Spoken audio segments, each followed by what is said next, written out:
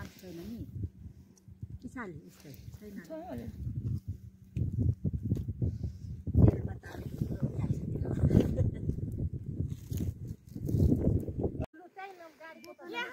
आज चाहिँ मैले हिमाल हेर्नु पाएँ मलाई एकदमै खुसी लागिरहेछ आज हाम्रो लेडिज टिमहरू घुम्दै घुम्दै 5 थरको हिले डाँडामा आएको छौँ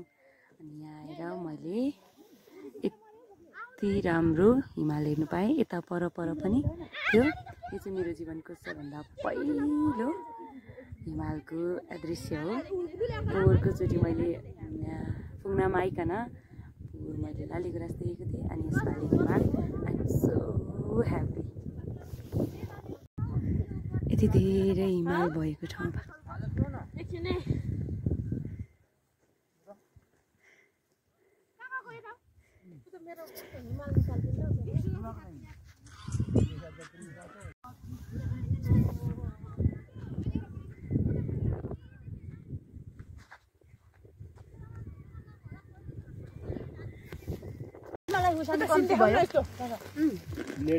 दाज हुन्छ होला जेठानी देउरानी भइसक्यो आयो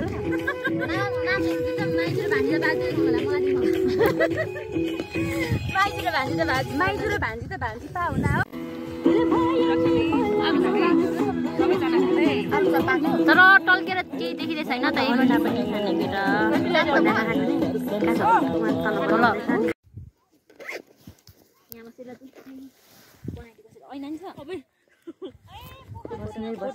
त्यही त 2-3वटा छ क्या पोखरी देखाएर फोटो खिच्नु गएर म त यहाँ भन्छु 3टा पोखरी रहेछ हौ मलाई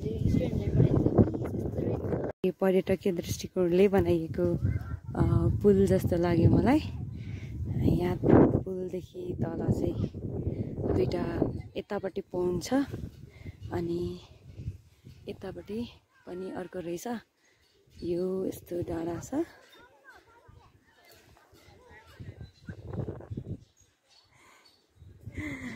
पुल चाहिँ अलिअलि हल्लिरहेको छ मलाई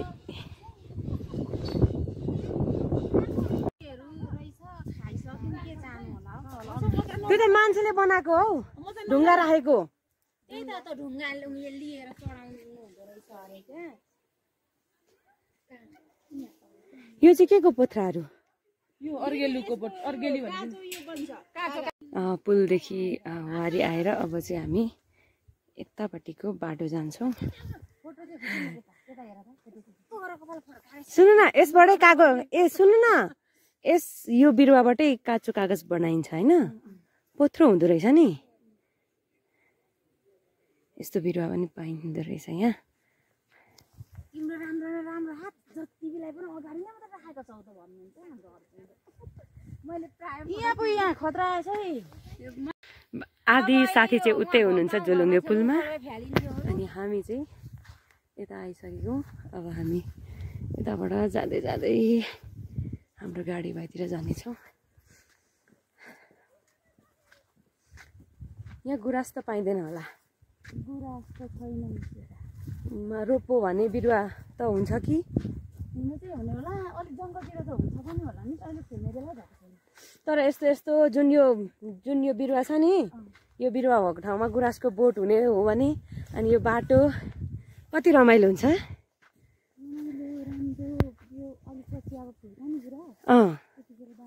दामी हुन्छ नि पानी टारमा पनि एउटा सानो बाटो चाहिँ रहेछ गुराँसको बोट दायाँ बायाँ भएको त्यहाँ नि रमाइलो थियो मङ्गलबारेदेखि पर हजुर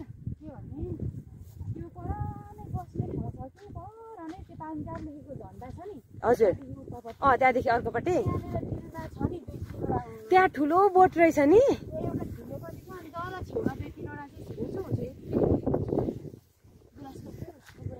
एक दुईवटा बोट पनि देख्यो फुल पनि देख्यो त्यति बेला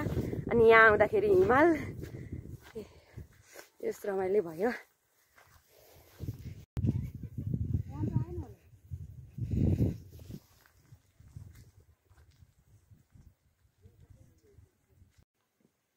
सल्लाघारी पनि रहेछ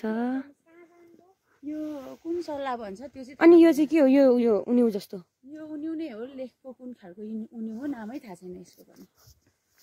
अलिक तल चाहिँ सल्लाघारी रहेछ नि अलिक माथि यो चाहिँ हिले डाँडा। यहाँदेखि पारिपट्टि एकदम राम्रोसँगले प्रत्यक्ष रूपमा हिमाल देख्नु पाएँ, खुसी लाग्यो। हजुर म नजाने, हजुरहरू गएर आउनु न ल। हिमाल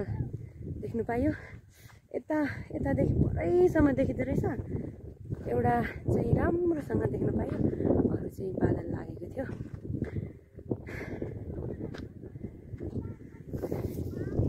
यो हाम्रो सवारी।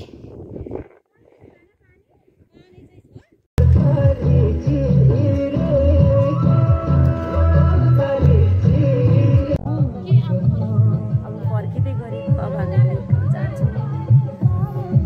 सप्तमी, रवि,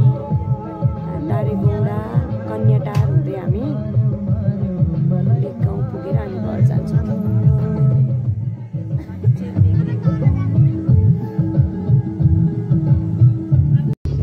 हामी चाहिँ हिले डाँडादेखि